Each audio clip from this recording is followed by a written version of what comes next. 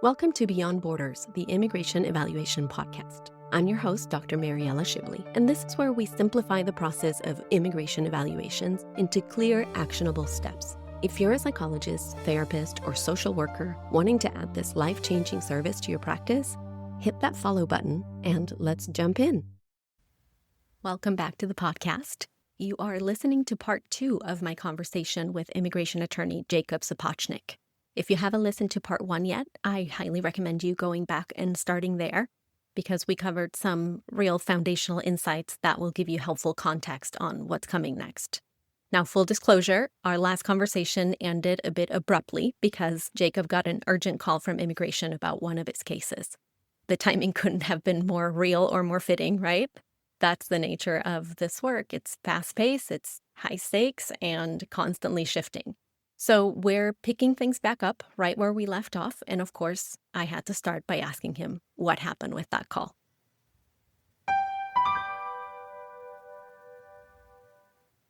So Jacob, thank you for joining us again. And last time we had to stop kind of abruptly because you got a call from immigration. So what happened?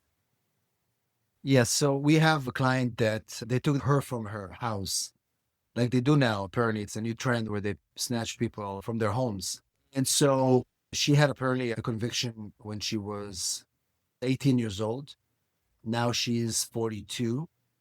But that conviction triggered this whole thing, right? And it was crazy.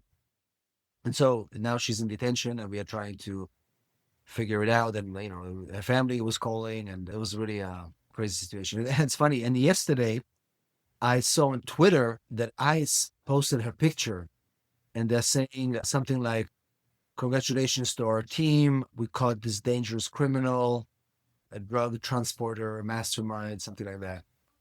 And this is crazy. And she was like I said, she was 18 years old when this happened. It was not even, this woman he's been living a quiet life. She's a mother. She has a child, employs 25 people.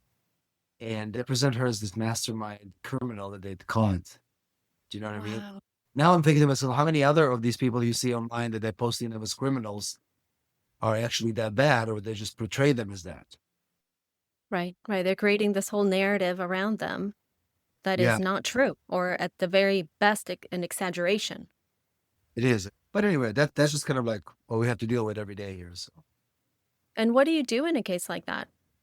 Well, I mean, one of the things that I realized when I was going through her background, I realized that the criminal stuff that she had over 25 years ago, it was in a different state. They didn't deal with it properly. The attorney should have tried to reduce her conviction because she was a first-time offender. There's so many mitigating circumstances, and especially because she was an immigrant, they haven't done any of that. She had a public defender. And so one of the things we are trying to do right now is go back 25 years later and find, we're working with an attorney in that state to try to go back to court and say, listen, you guys did a bad job back then, drop the charges to a misdemeanor or something like that. And then now I can help her in immigration. In the meantime, is she detained as you do all this? She's detained. We're trying to get her out. They're not really helping us to get her out, but, we're trying. We're trying our best to show mitigating factors. We can show her family, her employees. Like I said, she has a team of 30 people working for her. So, we're doing our best. We're trying to get a special hearing for Monday. Is this a situation where a psych evaluation would be helpful? She might need, as part of the supporting documents, to show the impact on her wife, actually, because we have to show the impact on the U.S. citizen now that she's being detained. So that could be actually very helpful to work with us. We'll see what kind of documents we need to submit as part of the package, but we might need a report to show that the U.S. citizen is suffering as a result where the spouse is being detained. Right. So show hardship to a qualifying relative, same as you would. Right now, she doesn't qualify for any relief because of the aggravated felony. So right now we're focusing on working with the criminal attorney back in her other state to try to reduce it, because once we are able to reduce it, then I'm able to get her cancellation, and then I can use the report to be able to show the hardship. Now, is this something that we as clinicians can anticipate maybe seeing more of? If indeed an evaluation would help, either by showing the hardship of the qualifying relative Is this something that we could anticipate, again, like seeing more of because of the new administration and how it's happening? I think a lot of people that are being detained, and if they qualify, for example, let's say cancellation of removal or some other adjustment in court, I think having these evaluations will be quite helpful for sure. Because then we're going to be able to show the state of mind of the immigrant, but also if there's any qualified relatives that are supporting our case, then we need that evidence to show their state of mind. Absolutely. Right. Okay. Well, that's really good to know.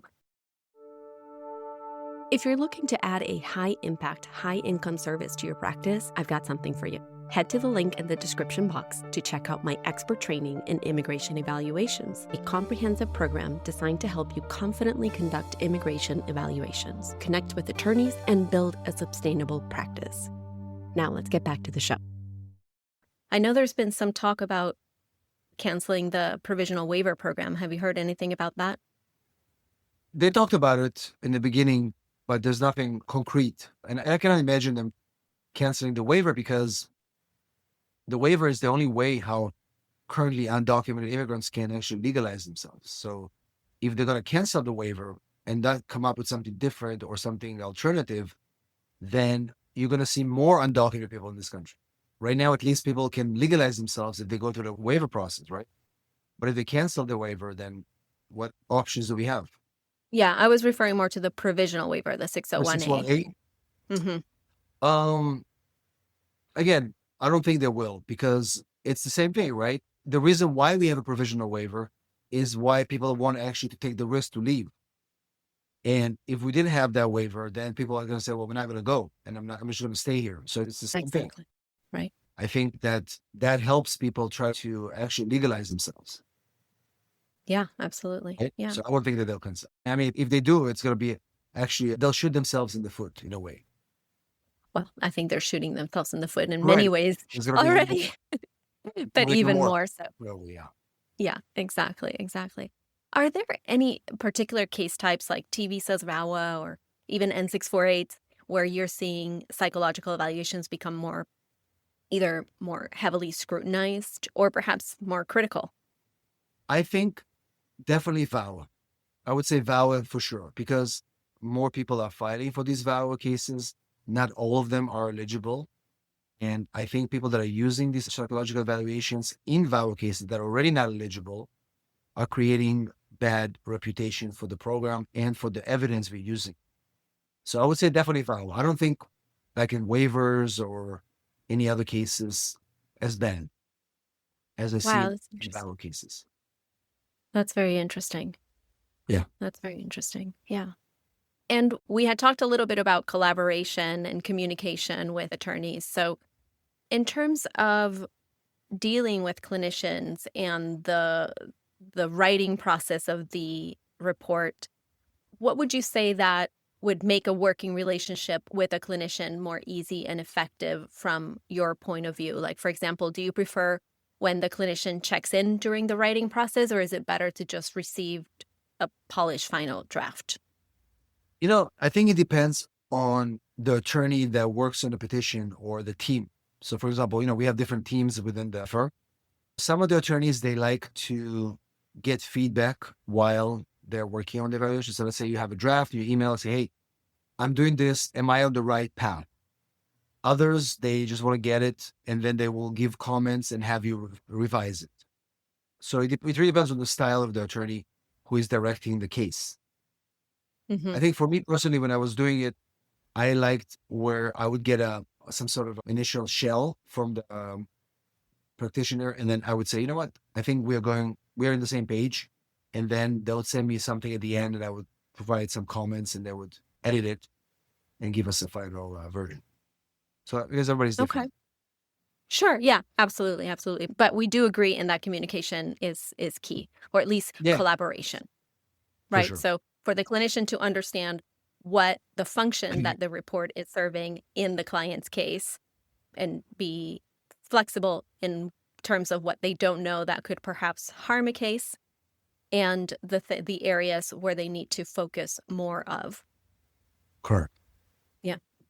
So for those who are just starting out, what's one piece of advice that you'd offer a mental health professional writing their very first immigration evaluation?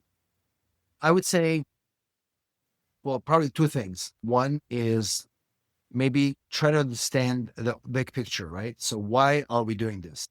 What is the goal, and kind of how is the attorney planning to use the evaluation in their case? And number two, kind of try to understand what kind of style they're looking for. We're looking for something a little bit more, because some attorneys want to see like the professional kind of the report. Others want to see more like a story style with a conclusion. And so it's always kind of like spend maybe 30 minutes interviewing the attorney as to the goal of the report and their use of it. And I think that will be very helpful for them eventually when they produce it, because it will save them time. It will give probably good results for the attorney. And then obviously they'll be able to refer them to more cases. Okay. Okay. Well, this has been great. You've been super helpful in answering all these questions. And yeah, I thank you so much for joining me today and Of course, helping clinicians as to you, yeah, better work and help our mutual clients. definitely. It's always a pleasure. Yeah. And hopefully, like I said, we'll have better days with this administration, because now it's quite interesting. Yeah, I know. That's to put it Thank mildly. you. Exactly. All right, Jacob. Well, it's been a pleasure. Take good care. Thank you so much, Mariel. I appreciate it. Well, that brings us to the end of today's episode. I want to extend a heartfelt thank you to our guest for sharing such valuable insight into the legal side of immigration evaluations. It's not every day that clinicians get to hear directly from the attorneys who rely on our work, and I hope that this conversation helped bridge that gap. Whether you're just beginning to write evaluations or you've been doing them for years, today's episode is a reminder that collaboration between mental health and legal professionals is essential and powerful. The reports we write can truly influence the outcome of a case, and with that comes both responsibility and opportunity. So if you found today's conversation helpful, please share it with a colleague, leave a review, or tag us on social media to keep the conversation going. And as always, if you're looking for more guidance on immigration evaluations, training, or support, you can visit our website at psychevalcoach.com. Before you go, don't forget to grab your free introductory guide to immigration evaluations. It's linked in the description box. And let's keep the conversation going. See you next time.